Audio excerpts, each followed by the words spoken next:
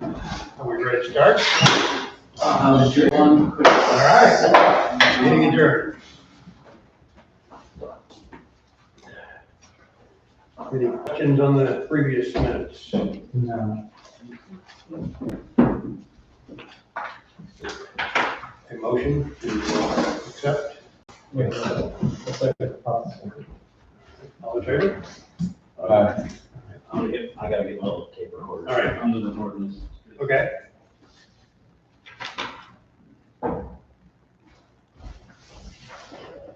Yeah, we do not have somebody available to take minutes, so I'm recording in a couple different ways. Oh, okay. CYA.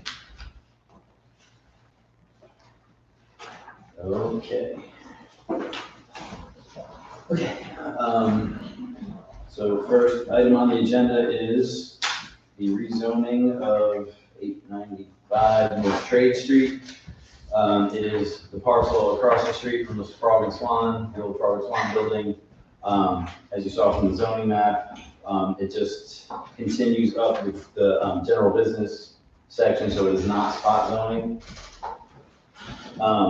He wants to change it from residential 4 to general business to potentially open up some office space or maybe some light retail. We went with a full rezoning because if we were going to do a conditional rezoning, we had that thing in our ordinances that said if it was originally built as a house or something, you are allowed to live in it with a special use permit or something like that. So it just seemed like the right way to go. And I've given you the sheet of what the new permitted uses will be, the proposed and current. And we're all clear on the map what it is.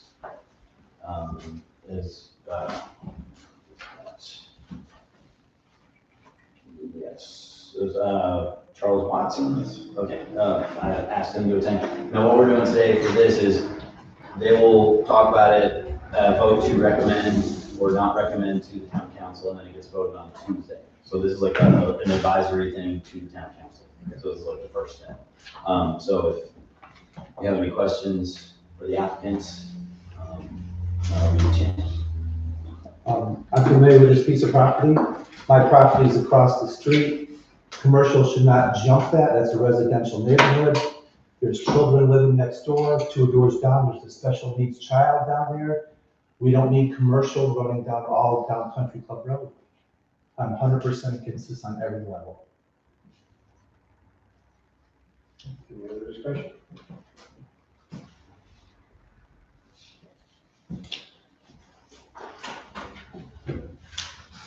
There's a young girl living next door. It's a child, and then Nathan lives 2 doors down, special needs. He's out and about with a blower and this and that. We don't need any commercial traffic down that road. It's dangerous. And commercial that way down, it's not going down Country Club. We do not need it. There's enough commercial in this town.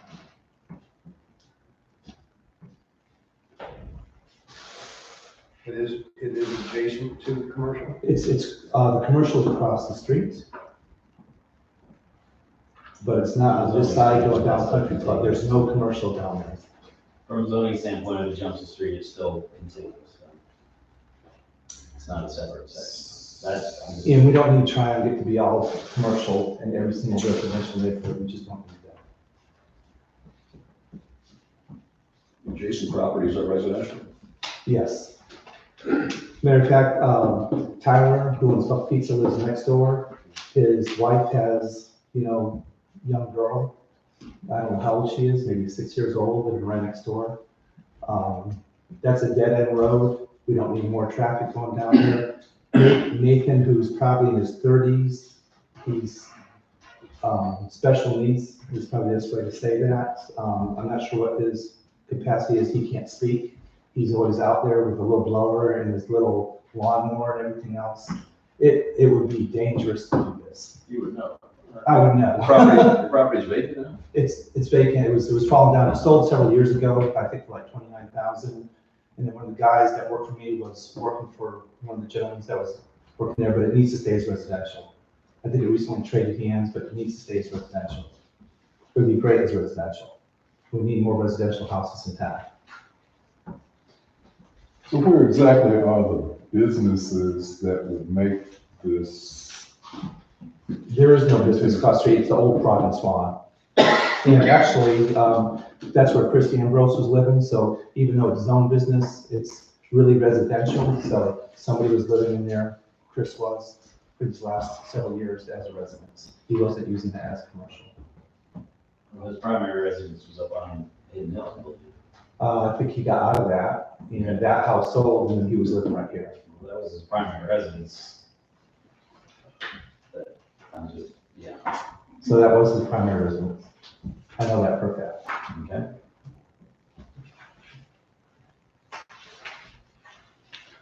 And the houses right across here, they're residential too. So this lady that was right here is residential, this is residential, that's residential, that's residential, everything's residential. And it does not need to jump the road. And what's the small retail businesses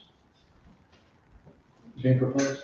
There is not any. This would be developed as a vanilla shell for, primarily for professional, CPA, attorney, real estate agent. Very low traffic. Not looking to do like some kind of major retail. My wife has a retail shop in Hendersonville, and so she thought that could possibly be a fit for, like, she has a ladies clothing store. Again, very low volume. Were you gonna make a presentation? Do you want? I wasn't told that I would need to, but I can add anything that you might like. The property across the street, when you walk out in front of this building, what you're looking at is storage facilities, commercial. And then when you look out across the road to the other direction, you're seeing I don't know what it has been, but what it appears to be is the headquarters for the Nina Simone Foundation of whoever's doing that. So that's commercial as well. So I've got commercial two sides. Now I realize going up Country Club Road, that's all residential, but there's no reason anyone coming to this spot would need to go up Country Club Road or go any further down the other road. This is it's on Trade Street. There are cars going 40, 50 miles an hour going down that. It's not suitable for a house. The reason it's been dilapidated and unoccupied is because it's not suitable for its current use. So the highest and best use is to allow them to take advantage of the busy Trade Street situation that it's in. I would tend to disagree with what he said about 176. I own another house right down the street from that, Scotty's old house, that we're remodeling, that white house, we're currently would be doing that. And my parents want to live there themselves. And that's really on a busy street, and they've been to make their residence there. So it is suitable for residents, that is, and you would have to come up Country Club to go to this. And the property right across the street is my house, one of the most historic houses in town. Does not need to have commercial across the street. It's on the corner of Horseshoe and. In Country Club, you go Country Club. The peak of my property is right there. You step 3 steps over, that's my property. Historic house built in the 1920s. Are you planning to demolish this property or? No, renovate. You do not need commercial across So the it historic would houses. be a great improvement over what's been there, which is a dilapidated residence. The issue of the use.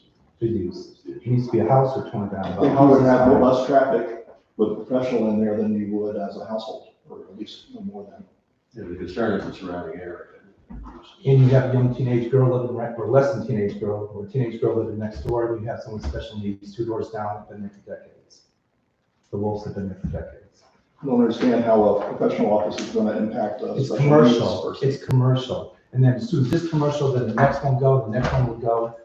Trying does not need to be just a complete sprawl of commercial. I'd like to be judged We on just my do not. project's merits rather than what might happen in the future. Well, I'm totally against this with having this and everything else. It needs to stay as residential. It's been residential, it needs to stay as residential. So what are we faced with if in fact it just remains the way it is a dilapidated structure that has no use except for mice and transients? And Are you under contract to buy this property? I own the property. You're on it. We purchased it about a month, 6 weeks ago, something like that.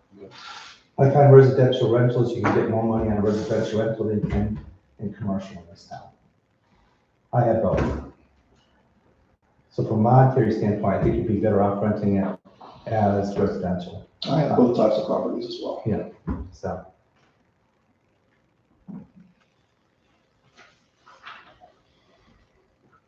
Well, I make a motion to disapprove this application.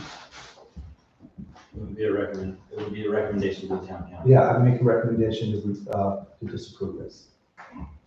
Is there a second?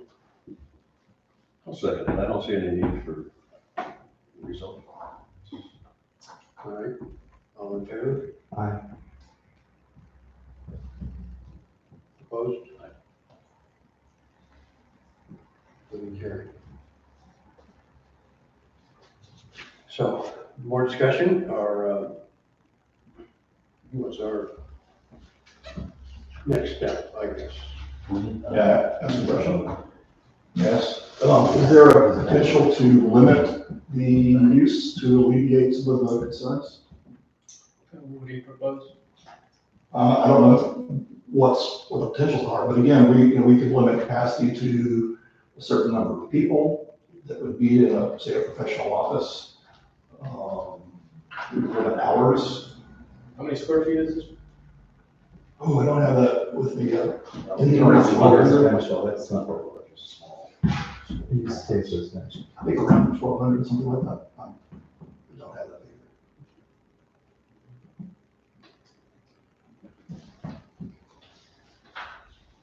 either. There's no way to police that, it just means it's been residential, it looks residential, there's children that live next door, there's historic properties across the street, it needs to stay as is. If you want a commercial building, there's plenty of commercial buildings in town. There's no lack of them, trust me. I think regarding the children in the area, that there's greater perils for the condition that it's in, where people are coming in there and doing who knows what, because there have been windows broken, doors unlatched, the basement was accessible for a while. I mean, I would rather live next to a properly run business that's been renovated and invested in than a place that's just had left. That was kind of my. They just need to renovate for residential. You bought it knowing it was residential, you bought it knowing it's the condition that it's in. You need to renovate it, and condition it, for what it was intended as a house. Well, that's the purpose for these kinds of meetings, is to look at the best purpose, the best use. Yes. So, And that's residential in my mind. I live in a neighborhood, it needs to be residential. Has been, needs to be. are you happy with the condition of the property? No, I think it should have probably been torn down personally. But, but hopefully somebody was gonna fix it up as residential. So I would assume you would fix it up. How long was it on the market? Any idea? I believe it was quite a while, but I don't know. It's been vacant quite a while, it looks like. Yeah, the other guy started fixing it up, so I know he spent some money fixing it up and then just stopped. And I think he had some other properties in town, just stopped on it. But it needs to be, it could be a cute house. And we definitely need more rentals in town. There's a lack of residential rentals in town, without a doubt. And on this side of the road, going to Country Club is residential. It is not commercial.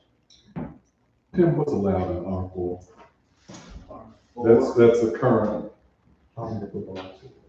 Regarding which residential, residential use or civic use, institutional.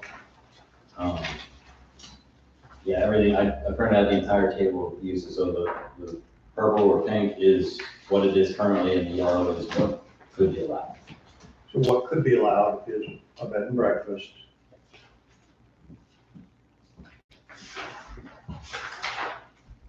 A single family.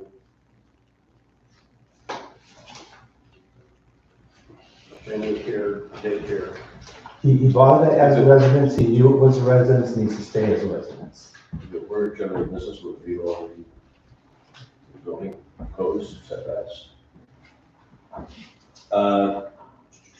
Existing structure versus set.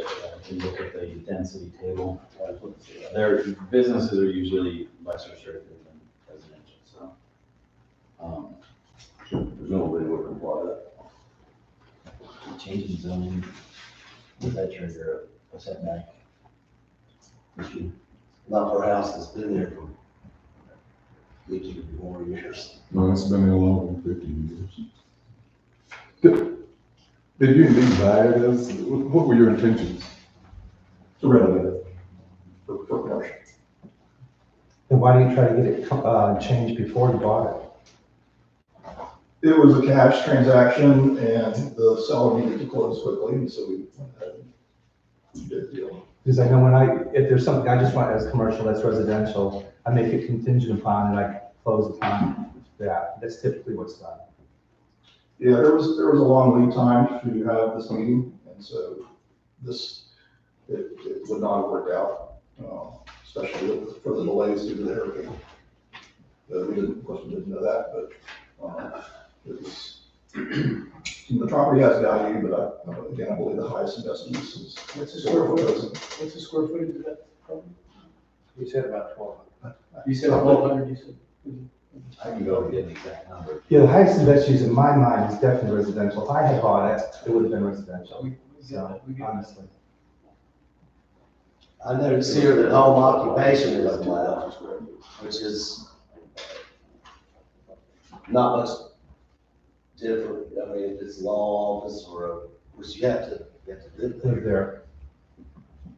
But the previous motion failed, right? So you can discuss it as long as you like, obviously. But what particularly happened is someone that voted against the motion would make a motion to recommend approval, and then that fails too. Yeah, you know, I mean, the town board could just be informed that there is no recommendation. All right. Is there a motion to recommend? To recommend the approval of the rezone? I'll make that motion. Is there a second? A second. All in favor? No. All right. All The opposed? chairman can vote as well. Excuse me? You can vote as well. I mean, you're a voting member. I will vote for it. All right. Wouldn't end up in a lawsuit. Opposed? Wouldn't end up in a lawsuit. Let me tell you.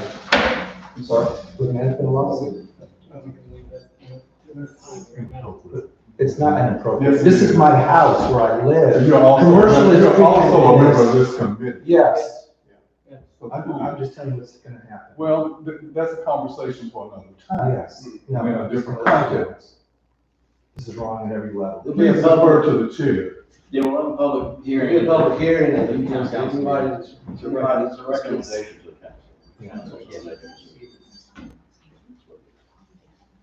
Yeah, it could do, but it's already, Thank you for voting. it's already passed. I really appreciate it. What number do we need? We need 3 to pass? Yes, for recommendation, simple majority. Okay. Any other business, we're not citizen comment, but anything else? Talk about? Was that the only thing on the agenda? Yeah, that's the only thing on the agenda. If that's it, then we can move to citizen comment. All right. Any other things to be brought to the board? Is this where I can Dan. Is this where I speak?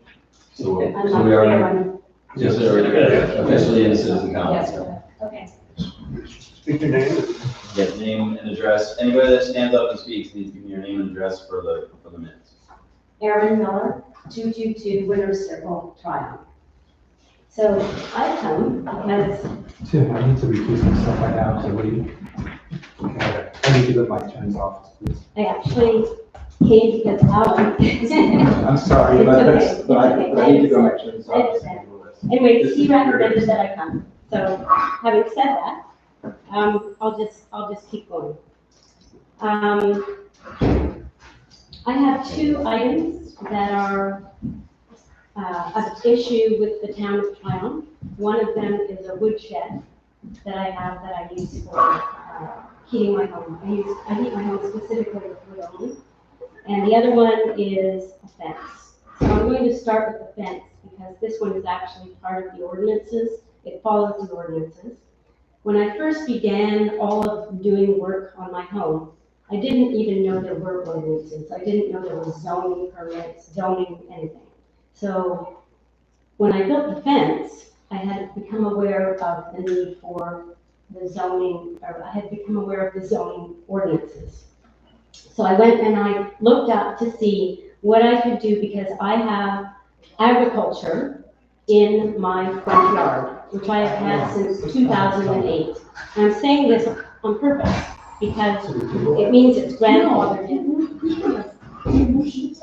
Okay, can I do a motion to table this? You're gonna have to wait till she's done. Okay. Proceed.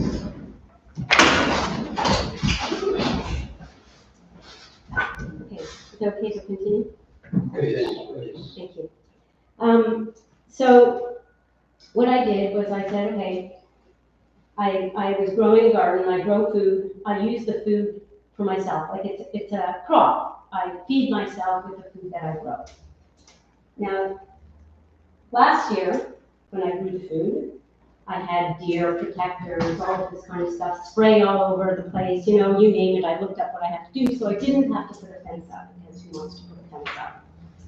And the deer, one night, ate my whole crop. I mean, I could have thought I did, I cried. All that food, all that work. So, I said, I need a fence. So I looked up the ordinances.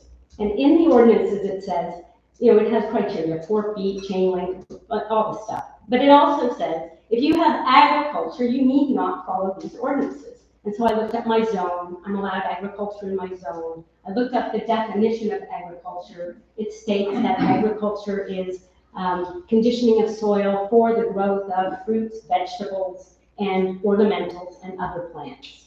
So I said, wow, I can build a fence that's at least 6 feet tall to keep out the deer, the gophers, and everything else. And when I thought about doing this fence, I thought, I need to have a fence that has openness because there's,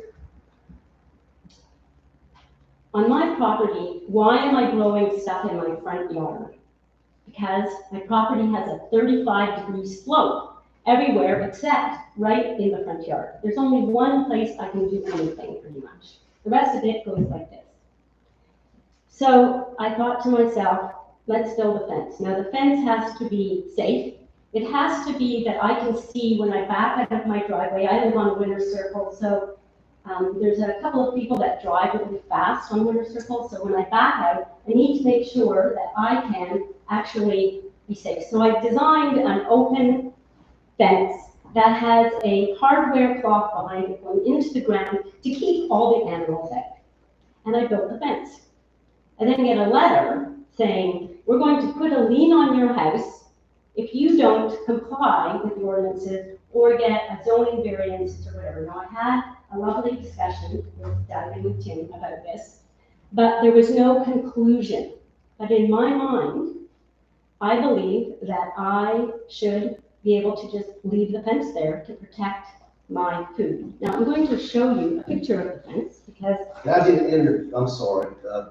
We did meet with her. We're still considering allowing the fence at its current height to remain and the growing beds.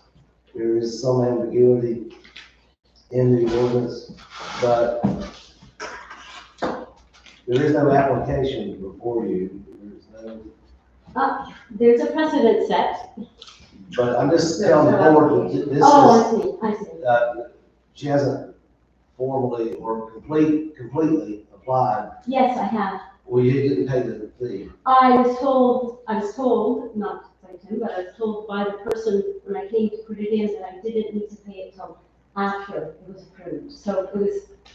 I've never heard of that. think it's, Well, our ordinance is saying that payment is due upon application submittal. I asked when I But did. what I'm saying is that we're probably going to allow that. So that there's not an issue like to be appealed on Okay, that, because it okay. has not been officially denied. Because you made a fairly convincing case to us, but it hasn't been approved, the fee hasn't been paid.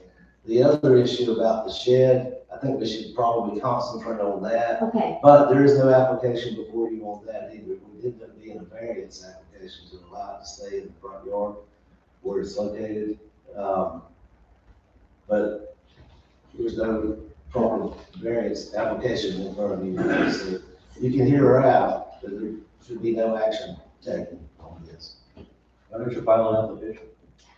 well, I did, but I can't pay $800. I simply don't have that. So, and I indicated that, and so I had a brief conversation with Alan while I was walking my dog, and I said, here's my situation with the shed, not with the fence. You know, and he said, well, why don't you come and bring it before the board and talk to them about it to see if anything could be done, if there could be an exception made for the fee for the variance. I've handed in the variance without the fee for the shed. I have a picture of the shed in the variance. I also, a couple of things. In that meeting, or in other meetings, I'm not sure which one, Tim said, the purpose of these things is to create harmony in the neighborhood. Okay, so the purpose of ordinances, part of it is neighborhood harmony. So I went and I spoke to almost every single one of my neighbors, because I said, do you have a problem with my shed? Like, I just want to know. And so what I did was I actually got signatures from the people in my neighborhood to say, it's okay, Erin can keep her shed. The other thing that I did was, I did that with the fence too, but that's a separate point. And some of them said, the one who's across the street from the shed, who's most impacted by this, said, I like your shed. It's got a cute little metal roof on it. It's very useful. Now, here's the thing. We did discuss my taking the roof off and everything, but there's nothing that I can find in the ordinances that doesn't say that I could just leave the wood there without the roof over top of it and put a tarp on it, because it's not on the road. So why do that? Why spend all of that effort taking down the roof when people like the way it looks? I probably would end up getting complaints with the tarp. So, and I apologize, I didn't even know there were ordinances for this kind of thing. And there's no way I could follow the ordinance anyways, because we are miszoned in my neighborhood. We're an R1 5-acre zoning, and we live in an R4 neighborhood. So I couldn't, no matter what I did, I wouldn't be able to follow what was required. And it has been suggested that I put this shed in another part of the property. Now, I heat my house with wood, which means 3 to 5 times a week I go and I get wood. There's no way that I can go down the slope and get the wood 3 to 5 times. That's a hefty hike, carrying, or rolling a load of wood. It's been suggested that I put it beside my garage, which I thought about. But the problem with that is it attracts termites. So now I'll have a structural issue. My property is such that it's composed of 2 5-acre lots. And on one lot is where the shed sits. The house sits here, and then the shed sits over here. That shed is accessible from the road. It's so easy to get at the wood and very helpful. So I would like to be able to keep the shed where it is without having to take the roof off.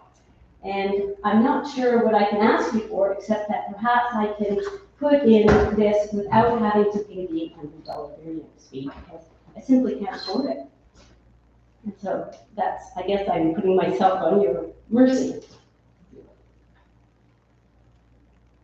Do you want to see a picture of the shed? I think you should. I think it looks nice, but just show it to everybody. Because I went by there the other day. Just take a look.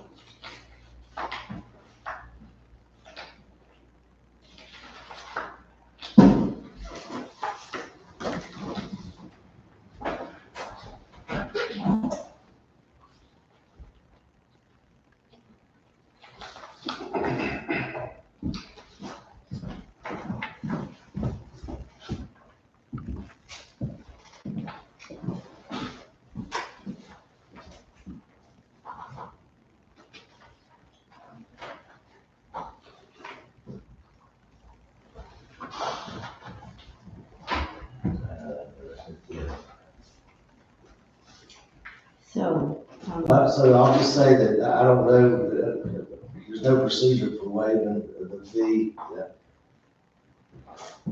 So that would probably create a precedent, if we're not out on that one. But, if there were a procedure in the ordinance for considering waivers of zoning fees or appeal or variance in this case, that was applied each time someone asked for it, rather than a case by case, kind of make it up as we go along, that might be okay, but we don't have that right now. And it's something, I suppose, town board could consider. Or it can also consider changes to the ordinance that would allow a covered shed in the front yard. I don't know how that would go over, but it's a possibility. But as it stands now, it's a violation of the ordinance. And, or changing the ordinance to redefine what a front yard I is. have a question. What's the definition of a shed? Seeing that this isn't enclosed, is it considered a shed? It's an accessory structure that requires location in the ground. Okay, what was the last part of it? It requires location in the ground, so these are, it's not a movable shed, right? You'd have to Correct, understand. yeah, it's built in place. the ordinance at issue is is prohibition on accessory uses to the front yard. Right. It's not against the shed. Right. It's any accessory structure in the front yard, as opposed to side or back. Right, and the front yard is defined as, right, it's defined as the whole piece that goes all the way across the house and all the way across. So in this case, it's kind of a weird situation because the lot, it's on the lot beside the house. It's not on the lot where the house resides. Do you see what, like, it's not in the front yard, like right in front of my house. It's not in the front yard even to the left or right of the property where the house resides. It's on the other half acre. Okay, but as we've discussed, if it's on the other lot, that would make that lot, there's no primary dwelling on the other house. So with this existing on the other lot, makes that use storage. What's the difference between R1 and R4? It's just a density, setback. Yeah, it's. So it wouldn't make a difference if it's R1 or R4 regarding. Right. But again, if it's on the other lot, technically, it's in violation of the use, and because, Lots are in common ownership, by the way. yeah, they're both owned by the same person.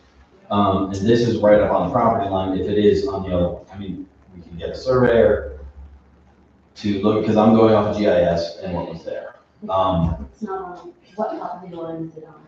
It's sitting in the, it's sitting 25, it's sitting about 50 feet from the house. And the lot, The side property. it's sitting 50 feet from the house or 40 feet from the side property line.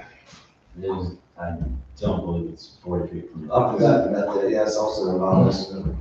So Tim, could we do a text amendment saying that sheds, enclosed sheds are not allowed, but pergolas or open structures are allowed? Could we do something like that, and would that fall underneath that? Yeah, the town board could consider a change. So that way you're not allowing enclosed sheds to be in the front yard, but you're allowing a pergola or seating area, or in this case, an open area to store something. And that way, there's no fee in that, we're just making a text amendment, and would that work? And how do you guys feel about that? First of all, it should be an application for the discussion. I mean, it's great if we could all consider Yeah, we're not making any decisions. our better selves here to help this way with our issues, but it just doesn't seem like something we should be considering at all without an application. I did put in an application. I know, well, it's formally not because the fee is. It's not complete. Right, it's a catch And we 22. realize you're in a condition where you can't afford it and all that, but it's just, I mean, just counting on our better angels here to make a decision that really is in the process.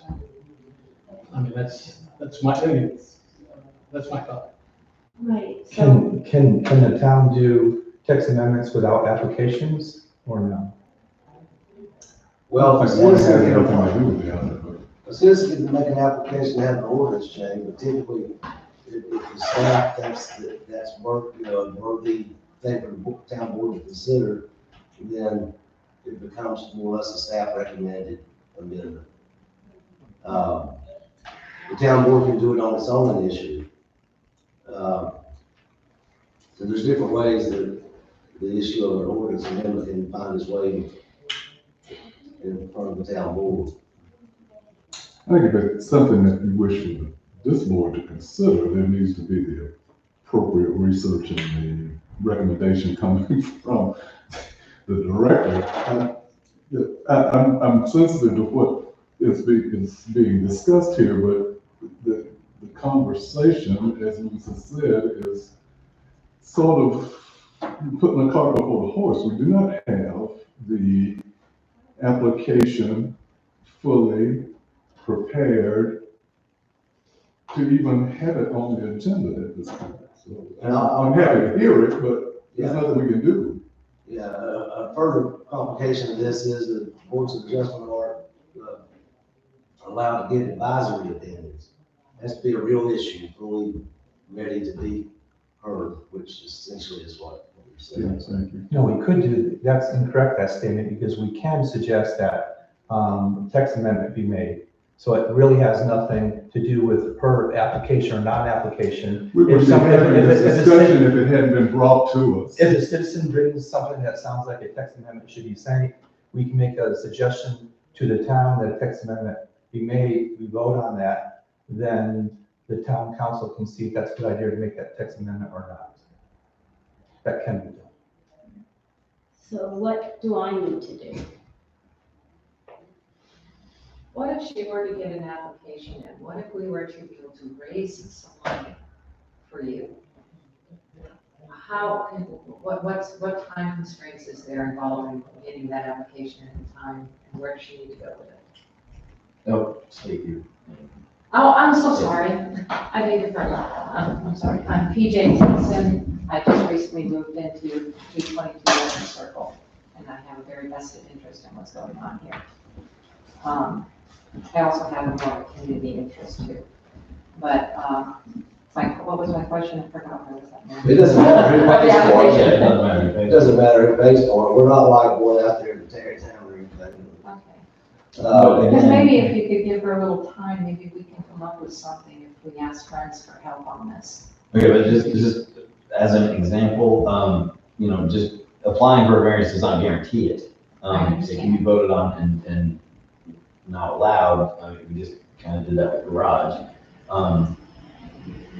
So just to clarify that. Okay, I'm going back to what was said a moment ago, that maybe we could present this to the board, or to the council, I think, to see if changes could be adjusted somehow regarding the structures, so that people like Aaron, who desperately need to have, and I now need to have wood for heating our house, that we could have this with an open structure. And of course, that's, depends on if the board agrees to that. I understand that. But you just said something about you had to have the application. Well, So we're my talking question about, is- we're talking about a variance. Yeah, variance. This Yeah. board has authority to issue or to consider and possibly issue variances, which is something that technically is against the rules, but if you're able to establish some criteria that are listed out in the ordinance, undue hardship, being the primary one, or a condition of the land that makes it hard or impossible to put it anywhere else, things like that. But there's like 4 or 5 criteria. Yeah, the 4 or 5 criteria. And so properly submitted a variance application with the fee, and then it would properly be here for, if you want to consider testimony, not just talking about it, but sworn testimony. Okay, so she needs an application put in. I need the fee We need a fee, so if we were to come up with a fee, we need a little time, how much time can you give them that we can address this again? I don't know, Month, get here in a month, So if you did by the next board meeting? Yeah. I mean, the zoning meeting? well, How do we- actually, you know, for variances, I have to send out adjacent property notices, 10 days in advance. So if it would be the next meeting, it would be a month minus 10 or 11 or 12 for me to get those looked at. probably more likely the January meeting. And like I said, I'm not planning to file an action report like in the immediate future. That would be a step to take if something isn't done about it, move it, or get a variance, or ask town board to consider text amendment. But something has to change. Can we, as the citizens, ask the town council to make a text edit change, or does it need to come from the board? So the three criteria for submitting a text amendment are town council, planning board, or an individual that, I think it's $500, can fill out a form and submit it. That's straight up and down in our. Can you say that again? Can you repeat? So town council does not require $500, you just go to town council, is that right? It's not required to pay 500, the town pay 500 to the town. No, right. Okay. It's not us going to the town council, I understand that, it's the town, it's either the planning board or the town council is the one who says text edit. If I, as an individual, say I would like to change to this, I have to pay $500, which we're back into the same problem, I don't have the $500. And even if, yeah, it's a bit of a dilemma. So what steps could be taken then by the planning board to consider doing a text edit? Like what needs to be done there? That would be my question to you now, because it sounds like you could be part of this. I think we already addressed that with an application. Again, we're back to the. The $800 is the problem. Yes. We've heard you say that many times. Okay. What you're not hearing from us, my name is Darnice Healy. I live at 46 Hyde Avenue. I'm in that neighborhood. What we keep on saying to you is that there's an $800 fee for this to be considered. She doesn't have it. She's a widow on a fixed income. We just had a discussion with lady here, that there's a possibility of raising that $800 application. Did I hear that wrong? Well, I don't know where I would raise that. No, Yeah. She was in her room at your room. Right, I don't know if we can, I'm just looking at Right, possibilities. you're asking, Okay. okay, so Yeah. that takes us back to the But she's application. telling you she doesn't have it. And that's for a variance. Right, To meet the criteria for a variance is difficult. right, Correct. I don't know if you would meet that. okay. So, You have to present first. Personally, the text amendment might be the easiest way to go, but I think in order for this board maybe to consider it, it has to come from the planning director. So in the past, when we've had text amendments before, he has presented the language to the town attorney and see if he wanted to make text amendments change, but they present it to us and we look at that. That's And how is there it's a been done. fee Which is what I said No, 20 minutes ago. In the past, we've discussed possible text amendments, and you, as a board, have charged me to draft something. It did not come from me. It was kind of come from you guys. So that's,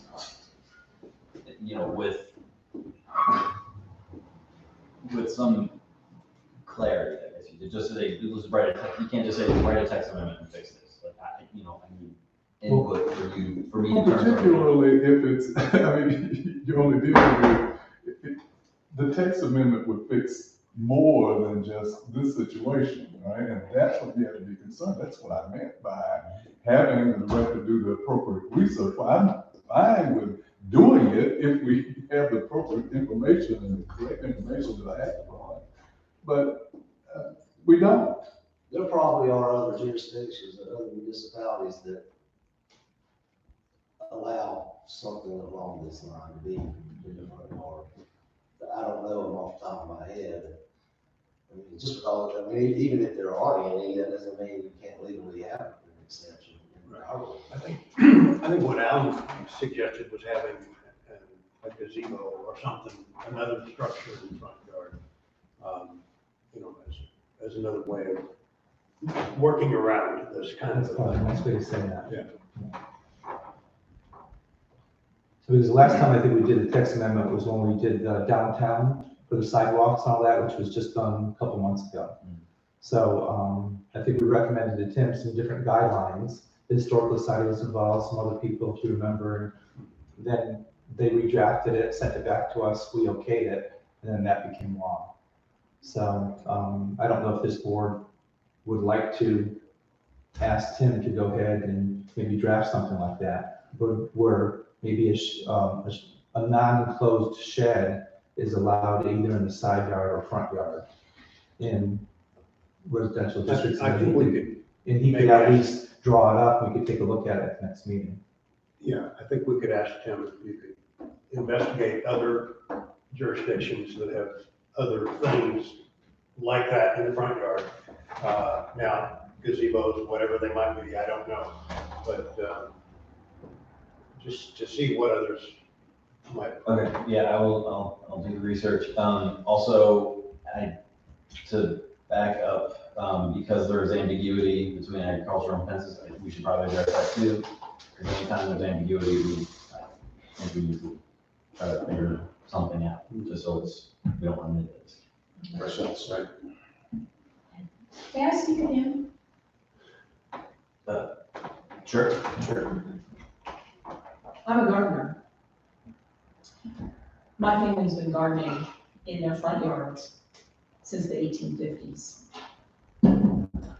And my garden has been completely decimated. I mean, thousands of dollars worth of plant material has been removed by the deer.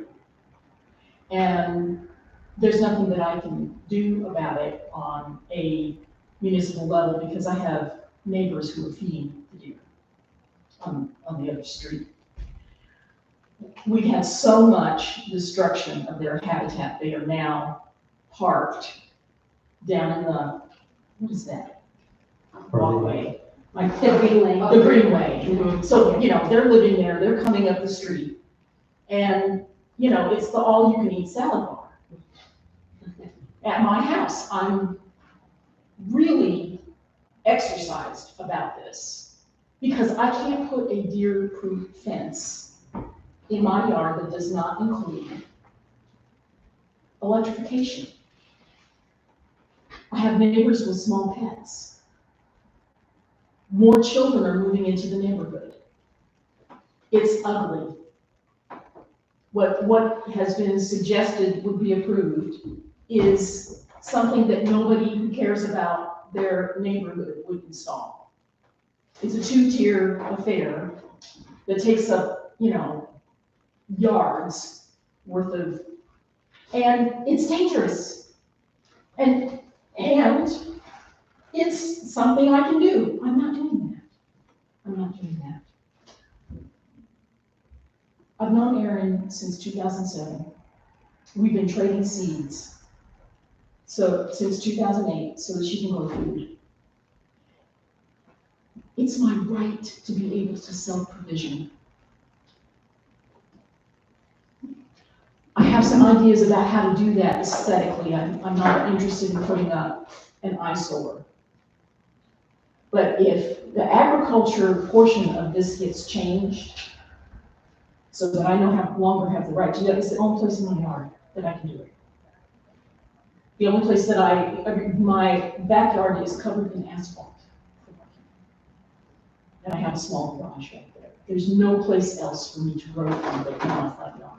And as I said, my grandmother was born in 1875.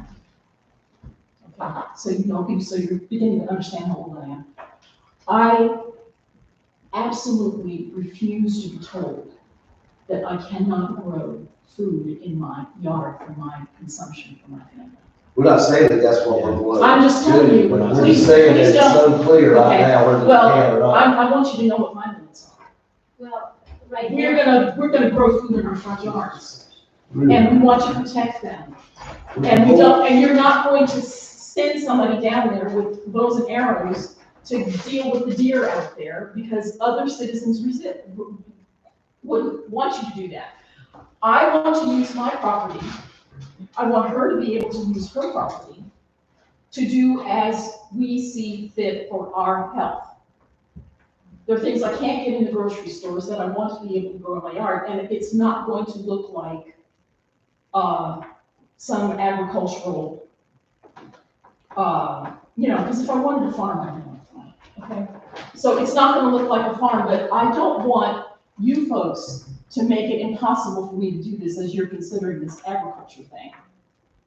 You can put a garden in your front yard that uses 100 square feet that will yield 700 pounds of food, and people don't really know that it's a food We garden. just wanna look at the ordinance and try to remove the ambiguity. Okay, I don't want the ambiguity to include not being able to do it. That's all I'm telling you, because really, We hear you. I don't think we're saying. No, I don't think you're saying that at all. yeah, but I want to make sure. So is that there my- consensus among the board that we intend to look into a possible Right. change? Okay. And That's all. people need to be able to grow in the front yard. yeah, so right now, I'm going to make a statement. Right now, I'm grandfathered in, so I don't, for me personally, okay? But in the structures, accessory structures, it says you shall not have in your front yard a family garden. Now, nowhere in there does it define a family garden, but Tim has defined family gardening to me as the growing of fruits and vegetables, okay? So right there, it says we can't grow food in our front yard. Now, that is definitely something that needs to be deleted right out of there. Right. Because But in another spot, it says that agriculture isn't permitted use in your district, and therefore the fence doesn't. So we're just saying that Yes, Yeah. you're there's, absolutely there's right. a Right, tension there. Contradictory. Well, but don't make it so, I'm going to restate this because this is really important to me. Please do not make it so that we can't protect the food that we could grow in our front yard. And if you need to, however it needs to be said, we need to be able to do that. And I'll tell you, in my neighborhood, people have 6-foot fences, 8-foot fences. They're all grandfathered in. They've been there for a long time. It's like, and it looks fine because we're a rustic neighborhood. I mean, you drove through it, you said, it's a rustic neighborhood, it's a forest. And the deer, I back onto the greenway, they live right behind me. Oh, just as we were coming here, you didn't see it, but this, about a 4 or 5 point walk came right through and looked at me and looked at the garden and then walked by. You know, we got lots of deer. So, Yes. so we just, Real pests. we're just bringing up an issue that we need to be able to take care of ourselves. And the shed, the wood shed for me is part of that. So the food's part of it and the wood shed is part of it. And I need to be able to do so helpfully, but also monetarily. And hence back to the $800 platform.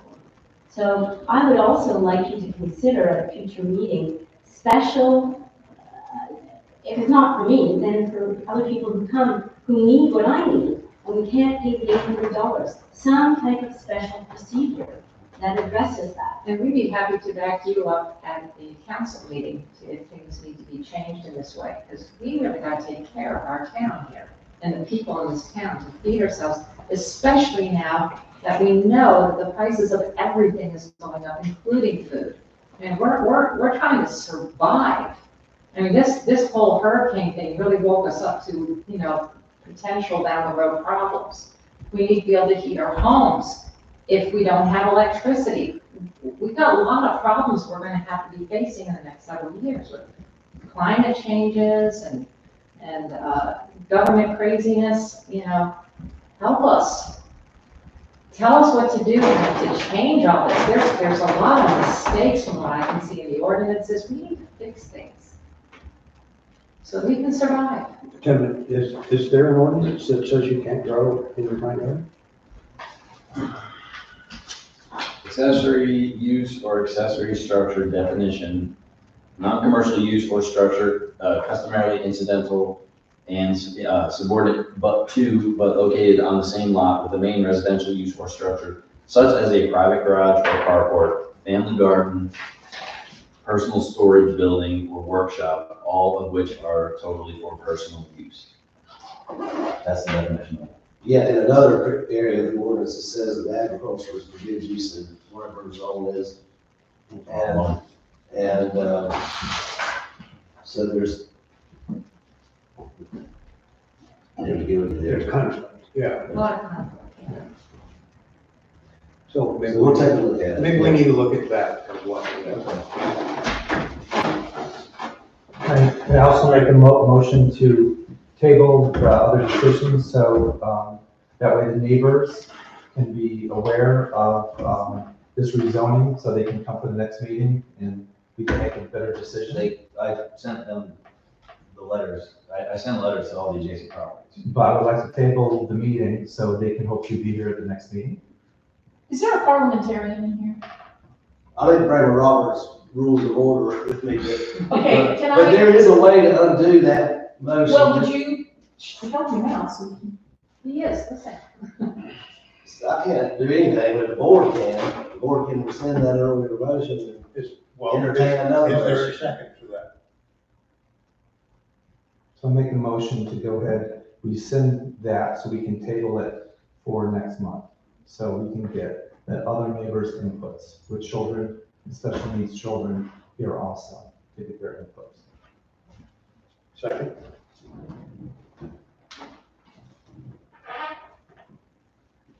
Hearing none, I guess not. Okay. However, I would encourage you to have them come to the town board. Yeah. Trust me. Public hearing. No other business? I Thank just you. want to say thank you so much, you guys, for listening, and we really appreciate it. Thank you. We're adjourned. Yeah, now.